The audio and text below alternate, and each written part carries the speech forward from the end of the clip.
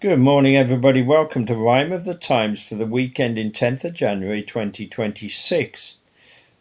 The world and his son see Maduro and his wife come to court looking glum and keeping schtum over what they're said to have done. Iran rises as one against how their country's being run, but the regime won't succumb and so resort to the gun. And right now, no one has won. The unhealthy food ad ban is welcome for some, but not everyone. The most predictable thing about Trump we know is that unpredictability is his MO. The world has come to expect the unexpected, and for that alone, by many, he's respected. Concerning Venezuela, he'd set his stall out, with Maduro for months being called out. So sorting out the problem, Trump went all out. Now, after Nico was nabbed, he faced the fallout. Had the free world leader made the world freer, or just caused a whole new world of fear? Freeing or fearing, which direction is he steering? The long-established world order is disappearing.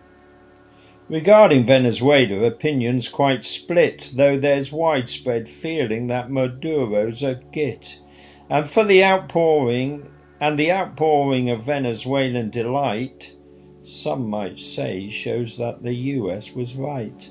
There are certainly many Venezuelan smiles, especially from the third of the country exiled, those that had fled their own homeland borders to escape Maduro's brutal disorder.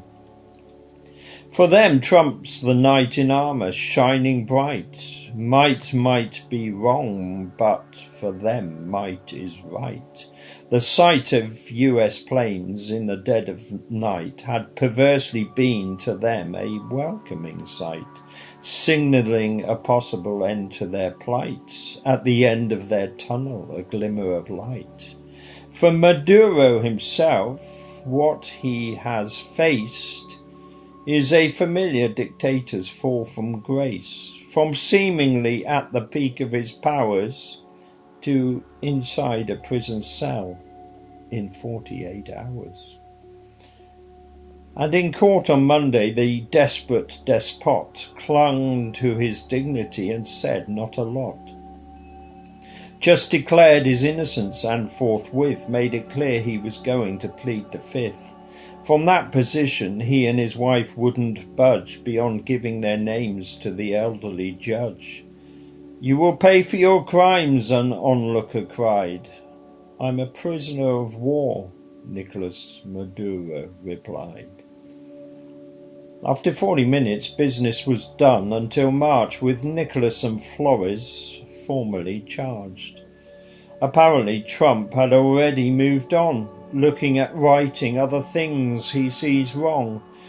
Tuesday was 5 years since that insurrection, but for him it was no time for reflection. No looking back or resting on his laurels. The Don has an appetite for fresh new quarrels.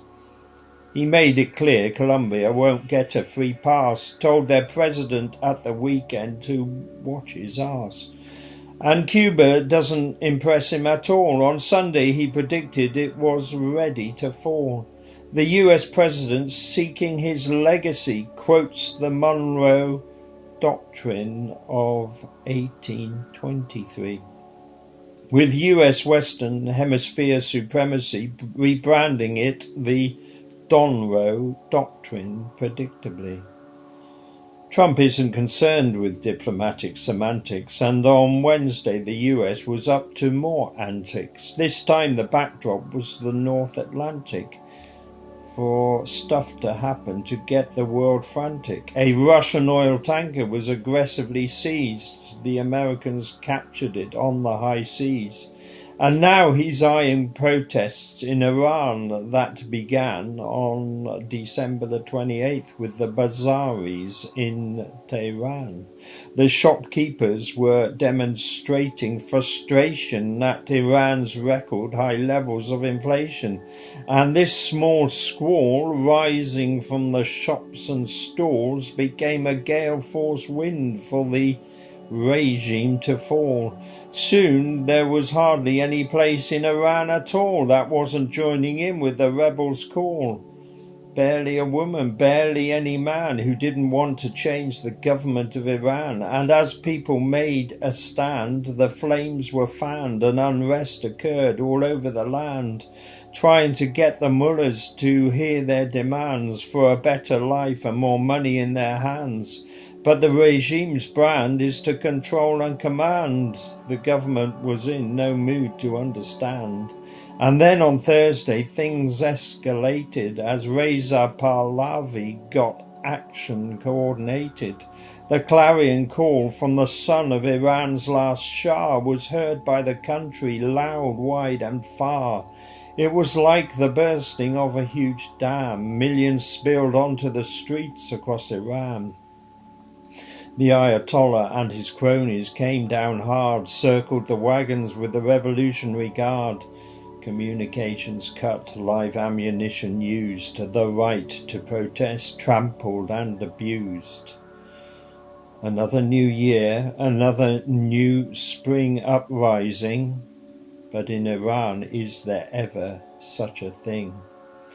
They always get extinguished with great might, but for Khamenei, this may just be his biggest fight.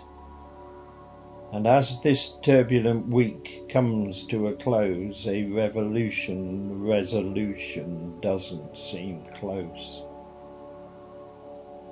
In Britain, the unhealthy food ad ban began, nanny state or a responsible government plan.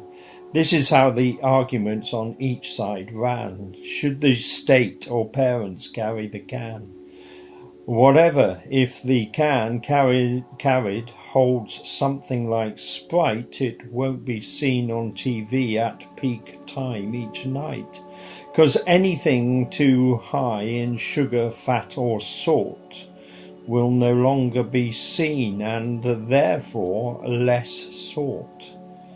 Unhealthy fare that kids tend to crave all the time will be banned from TV ads from 5:30 to 9 and will have a total paid for ad ban online.